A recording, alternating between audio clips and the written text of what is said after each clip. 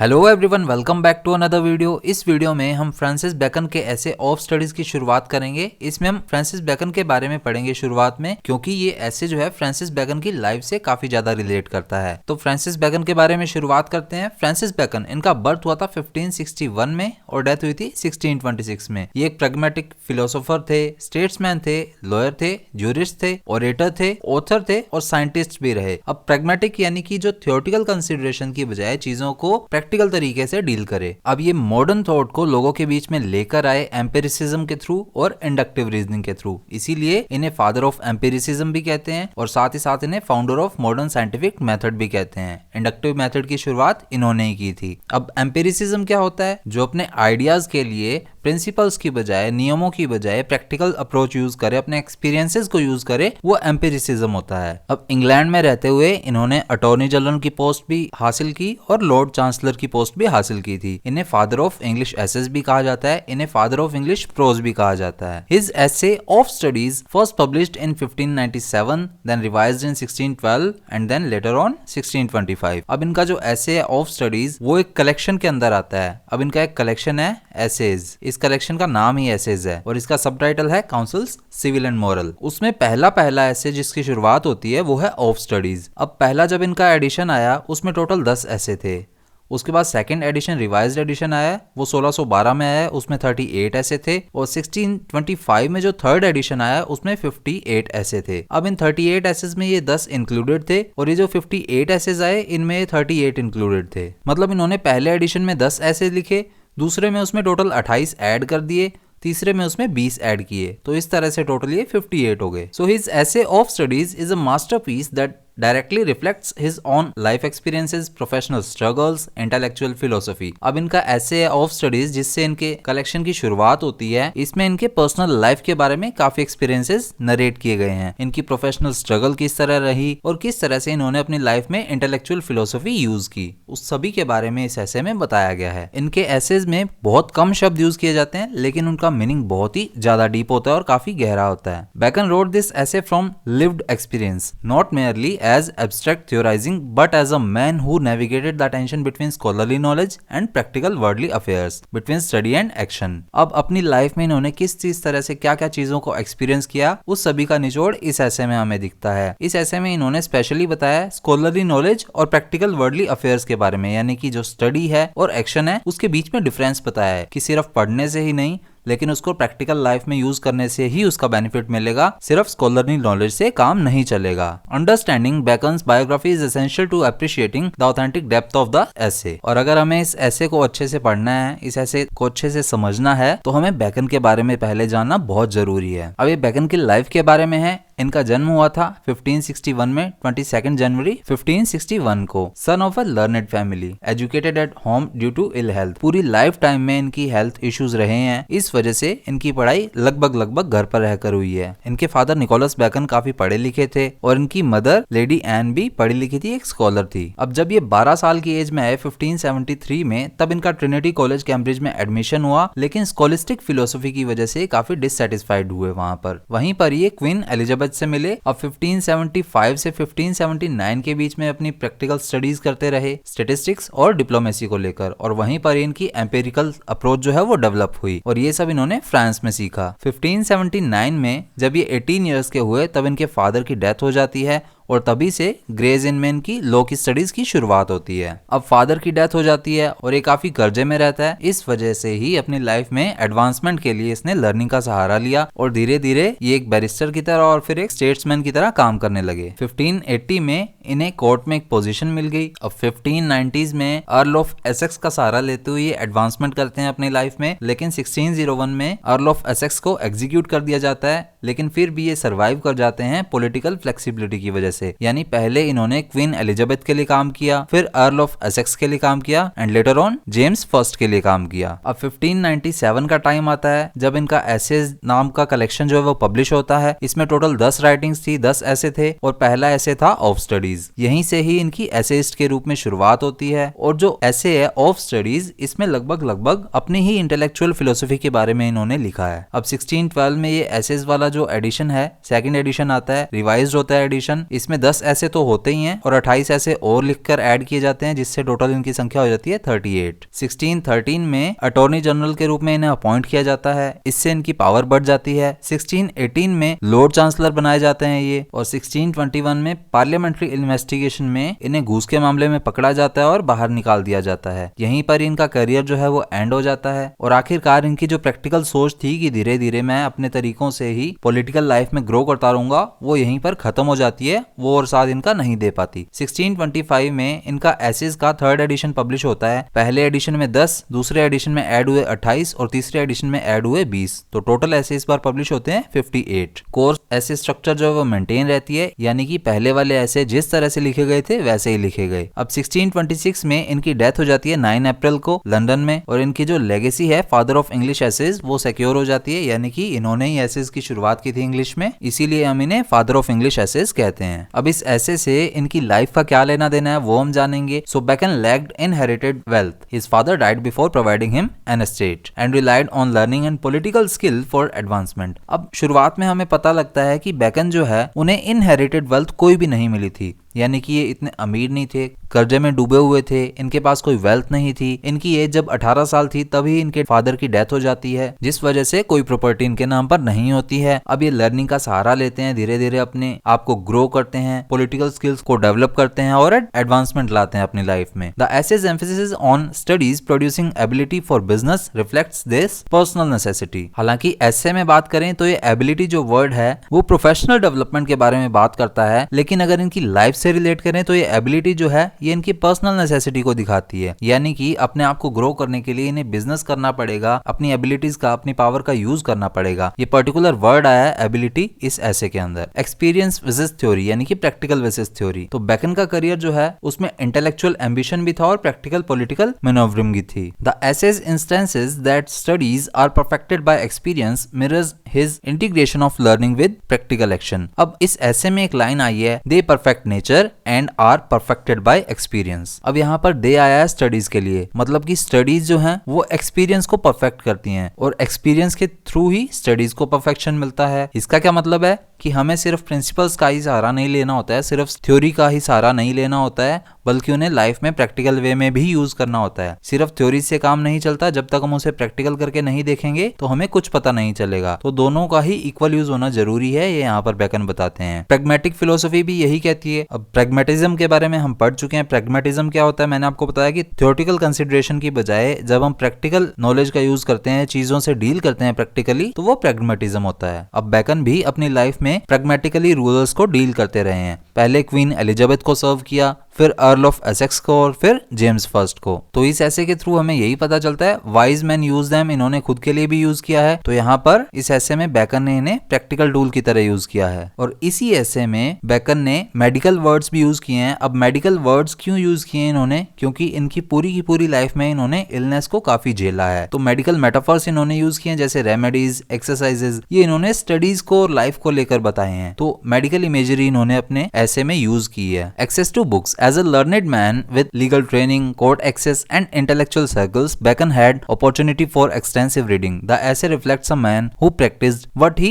preached about study. अब life long इन्होंने काफी मेहनत की है, लीगल ट्रेनिंग में रहे हैं, ये बैरिस्टर का काम किया इन्होंने, कोर्ट एक्सेस रहा है इनके पास, तो काफी बुक से इनका जुड़ाव रहा, इंटेलेक्चुअल सर्किल में रहे ये पूरी लाइफ लॉन्ग। इसीलिए एक्सटेंसिव रीडिंग का इनके पास बहुत ज्यादा मौका था, बहुत सी अपॉर्चुनिटीज इन्हें मिली, जिसकी वजह से एक लर्नेड मैन बने और उनका प्रैक्टिकल लाइफ में भी यूज करते रहे हैं अपनी life long. Observation and empiricism, अब एक बैरिस्टर के तौर पर, फिर एक स्टेट्समैन के तौर पर, फिर लॉर्ड चांसलर की तरह इन्होंने काफी ह्यूमन बिहेवियर को पढ़ा, समझा, उनके बीच में रहे, पॉलिटिकल लाइफ जी, प्रैक्टिकल अफेयर्स के बीच में रहे। तो इस वजह से लोगों को इन्होंने करीब से समझा, अपने लीगल एक्सपीरियंसेस को यूज किया, प्रैक्टिकल वे में ऑब्जर्व किया अच्छे से, और एम्पिरिसिज्म का यूज किया, यानी कि सिर्फ उनके बारे में पढ़ा ही नहीं, उनको प्रैक्टिकल लाइफ में भी यूज किया। रिजेक्शन ऑफ प्योर स्कॉलिस्टिसिज्म, अब हमने पढ़ा था जब इनका एनरोलमेंट हुआ था ट्रिनिटी कॉलेज कैम्ब्रिज के अंदर 1573 में, तब वहां पर ये स्कॉलिस्टिक स्टडी से काफी ज्यादा इन्फ्लुएंस नहीं हुए थे, उसे इन्होंने रिजेक्ट किया था। इस ऐसे में भी वही लाइन आती है, ह्यूमर ऑफ अ स्कॉलर। अब यहाँ पर ह्यूमर कोई हास्यास्पद बात नहीं है, हंसी मजाक का पात्र भी नहीं है, ह्यूमर को इन्होंने सनक की तरह यूज किया है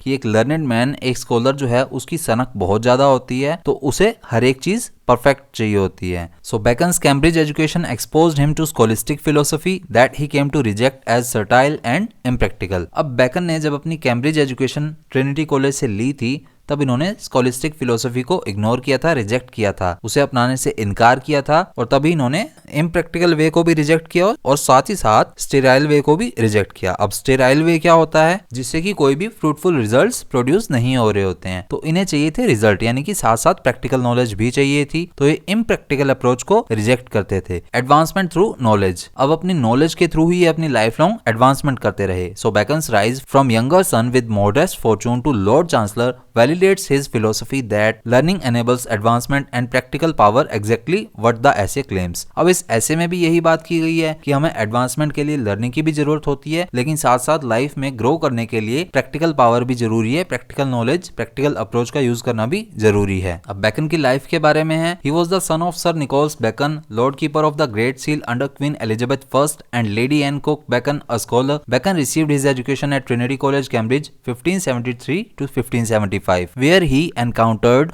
what he termed unfruitful Aristotelian philosophy that conflicted with his empirical instincts। अब इनके फादर थे सर निकोलस बैकन, जो कि लॉर्ड कीपर थे क्वीन एलिजाबेथ फर्स्ट के अंडर, और इनकी मदर थी लेडी एन, जो कि एक स्कॉलर थी। इन्होंने अपनी एजुकेशन जो है कंप्लीट की ट्रिनिटी कॉलेज कैम्ब्रिज के अंदर, और वहीं पर ही इन्होंने स्कॉलिस्टिक फिलोसफी को इग्नोर किया, अनफ्रूटफुलनेस पाई वहां पर, यानी कि जो रिजल्ट्स ये चाहते थे वो रिजल्ट्स इन्हें वहां पर नहीं मिले, और वहीं पर ही इन्होंने अपनी एम्पिरिकल अप्रोच डेवलप की। He studies law at Grace in 1575, worked as a diplomat in France 1576 to 1579, and eventually become a significant political figure, serving as member of parliament, attorney general, lord keeper and lord chancellor। एक diplomat की तरह काम किया France में 1576 से 1579 के बीच में England के लिए, और एक बहुत ही बड़े पॉलिटिकल फिगर बने ये, member of parliament, attorney general, lord keeper और फिर बाद में लॉर्ड चांसलर भी बने। Importantly he suffered from chronical ill health throughout his life and faced financial hardship after his father's death, leaving him relatively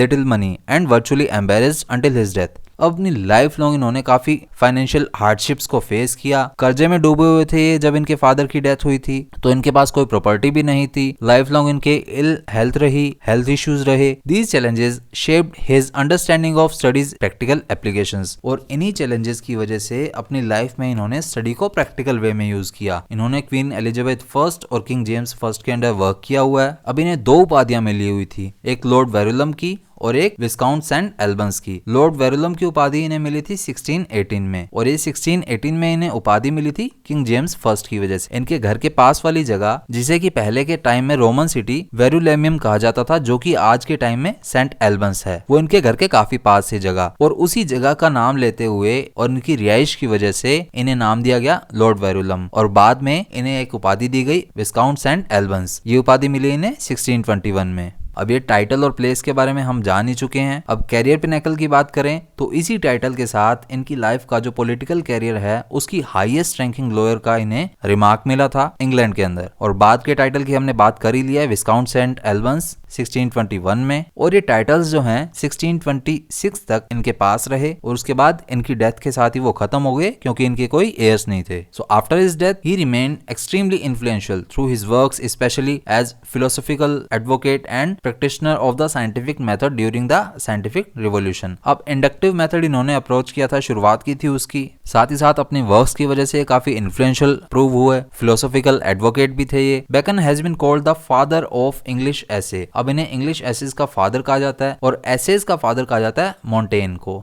mountain being the father of essay. He is also called the father of empiricism, ये भी हम पढ़ चुके हैं, इन्हें father of empiricism कहा जाता है। His works argued for the possibility of scientific knowledge based only upon inductive reasoning and careful observation of events in nature. अब ये अच्छे साइंटिस्ट भी थे, साइंटिफिक नॉलेज अपनी काफी थी, उसी पर ये रिसर्च करते थे और इन्होंने इंडक्टिव अप्रोच की शुरुआत की थी। He become a member of parliament in 1581 at the age of 20। अब 20 साल की एज में ही मेंबर ऑफ पार्लियामेंट ये बन गए थे। क्वींस काउंसिल भी बने थे 1596 में क्वीन एलिजाबेथ के लिए। इन्होंने इंग्लैंड में 1618 से 1621 तक लॉर्ड चांसलर के रूप में काम किया है। अब बैकन के टाइम के कंटेम्परेरीज रहे हैं Hooker, Sidney, Lyly and Roger Ascham. अब फ्रांसिस बैकन के वर्क्स के बारे में बात करें तो मेनली इनका वर्क जिसकी वजह से काफी ज्यादा फेमस हुए वो है एसेज। इसके बारे में हम पढ़ चुके हैं। अब ये एसेज वर्क जो है वो किस वर्क पर मॉडल था? मोंटेन के वर्क एसेज पर, यानी कि मोंटेन ने वर्क लिखा था एसेज और उसी को अप्रोच करते हुए बेकन ने वर्क लिखा एसेज। इसका फर्स्ट एडिशन हम पढ़ चुके हैं 1597 में 10 एसेज, सेकंड एडिशन 1612 38 एसेज और थर्ड एडिशन 1625 58 एसेज। इसका सबटाइटल था काउंसिल सिविल एंड मॉरल। और ये जो हम ऐसे पढ़ रहे हैं ऑफ स्टडीज, ये इनके पहले ही एडिशन का पहला ही ऐसे है और इन्होंने अपने एसेज को डिस्पर्स्ड मेडिटेशंस कहा है। अब इनका एक और इम्पोर्टेंट वर्क है एडवांसमेंट ऑफ लर्निंग 1605 का है। ये history of Henry the seventh work है इनका, और एक वर्क है द न्यू एटलांटिस। 1620 में इनका वर्क आया था नोवन ऑर्गेनम न्यू मेथड। ये द ग्रेट इंस्टोरेशन के सेकंड पार्ट की तरह पब्लिश किया गया था। अब ये इनका जो प्रोजेक्ट था ये कभी कंप्लीट ही नहीं हुआ, लेकिन इस वर्क की वजह से बेकन की जो रेप्यूटेशन है फिलोसोफर ऑफ साइंस की तरह वो काफी ज्यादा ऊपर चली गई थी। अब अपने एसेज में ये वर्डली विजडम की बात करते हैं, अनएथिकलनेस की बात करते हैं, ब्रेविटी संक्षिप्तता की बात करते हैं, एपिग्रामेटिक की भी बात करते हैं। इनके एसेज में जो लास्ट ऐसे था इनका ऑफ फेम, ये इनकम्प्लीट रहा और इनके एसेज प्योरली ऑब्जेक्टिव और इम्पर्सनल होते हैं। अब विलियम ब्लैक ने इनके वर्क एसेज को लेकर एक स्टेटमेंट दी थी, गुड एडवाइस फॉर सैटन्स किंगडम। और अलेक्जेंडर पोप का एक वर्क था एन एसे ऑन मैन, उसमें अलेक्जेंडर पोप ने फ्रांसिस बेकन के लिए एक लाइन लिखी थी, the wisest brightest and meanest of Mankind. अब अलेक्जेंडर पोप ने इन्हें वाइजेस्ट और ब्राइटेस्ट तो कहा वर्ल्डली विजडम के लिए, लेकिन मीनेस्ट कहा क्योंकि इन्होंने जो रिश्वतखोरी की थी, घूस ली थी, ब्राइब्स ली थी, उसके लिए इन्हें मीन भी कहा। अब द एडवांसमेंट ऑफ लर्निंग 1605 में आया था। इसकी थीम थी फिलोसॉफिकल ट्रीटीज। इसमें ही बेकन का फर्स्टली साइंटिफिक विजन दिखाई देता है। अब बेकन की जिन्होंने बायोग्राफी लिखी थी कैथरीन ब्रिंकर बोवन,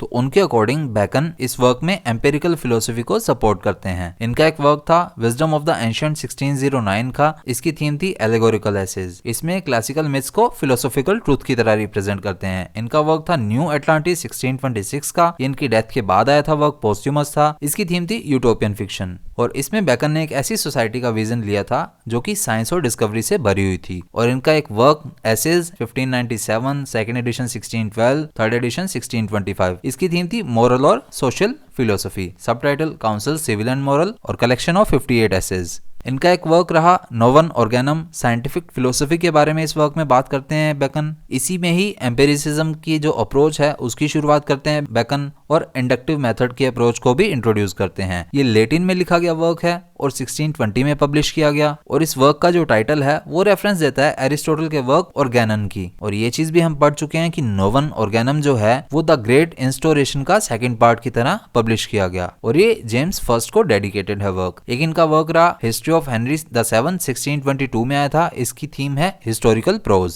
और ये पॉलिटिकल हिस्ट्री से बेकन के एनालिटिकल स्किल्स के बारे में हमें पता चलता है कि बेकन अपनी लाइफ लॉन्ग में लोगों को भी किस तरह से एनालाइज करते थे, उनके कितने अच्छे एनालिटिकल स्किल्स थे। अब बेकन के एसेज में क्या क्या चीफ फीचर्स रहते हैं, वो किस तरह से अपने एसेज को रिप्रेजेंट करते हैं। वो वर्डली विजडम की बात करते हैं, हमेशा ही प्रैक्टिकल अप्रोच की बात करते हैं, ज्यादातर वो लैटिन का यूज करते रहे। फिगर ऑफ स्पीच जो है, जो कि हम पोइट्री में देखते हैं, वो इनके एसेज में भरपूर दिखती है हमें। ये टर्सनेस की बहुत ज्यादा बात करते हैं। टर्सनेस यानी कि काफी कम शब्दों में बहुत बड़ी बात कह जाना। एपिग्रामेटिकल स्टाइल यानी सेम बात है। ब्रीफ शॉर्ट सेइंग यानी कि कहावतों में अपनी बात को रिप्रेजेंट करना। ब्रेविटी यानी कि शॉर्टली लिखना। बेकन्स एसेज आर कंडेंस्ड, ये सारी बातें सेम की सेम है, यानी कि वो बहुत ही कम शब्दों में बहुत ही ज्यादा बातें कहते थे, गागर में सागर वाली बात करते थे। और इसी अप्रोच को हम कहते हैं aphoristic approach. Too much witty appeals to head and not to the heart, यानी कि वो प्रैक्टिकल अप्रोच को रिप्रेजेंट करते थे। बेकन रिजेक्ट सिलोजिज्म, यानी कि वो डिडक्टिव रीजनिंग को बहुत ही ज्यादा गलत मानते थे, वो इंडक्टिव अप्रोच को यूज करते थे। और इसी को ही इंडक्टिव अप्रोच को ही बेकोनियन मेथड भी कहते हैं। इनके सेंटेंसेस इनके एसेज के अकॉर्डिंग लगभग 3 पार्ट्स में डिवाइड रहते थे और ये काफी ब्रीफ, टर्स, एपिग्रामेटिक होते थे। तीनों का मीनिंग सेम ही है, कम शब्दों में बहुत ज्यादा बात कह जाना। तो ये बेकन की लाइफ के बारे में कुछ बातें थी जो हमने इस वीडियो में की, जो कि इस ऐसे से पहले हमें जाननी बहुत ज्यादा जरूरी है। अब नेक्स्ट वीडियो में हम इस ऐसे को स्टार्ट करेंगे, जो कि अब हमें काफी इजीली समझ आएगा क्योंकि हमने बेकन के बारे में काफी कुछ जान लिया है। तो मिलेंगे नेक्स्ट वीडियो में ऑफ स्टडीज ऐसे के साथ। जय हिंद।